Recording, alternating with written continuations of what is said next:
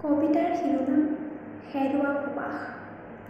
তুমি বিহীন জীৱনটো বৰ কষ্টময় আৰু অকলশৰীয়া হৈ পৰিছিল। চৌদিশে অন্ধকাৰে আৱৰি আছে।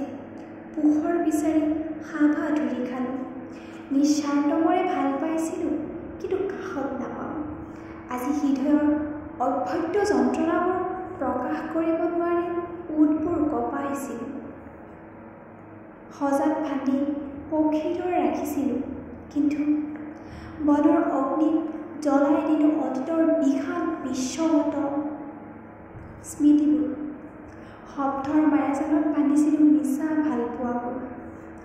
জীৱনৰ নদীৰ চৌঅতৌকা পিষ্টা চিয়াহীৰ টোপালে লিপিবদ্ধ কৰিলোঁ।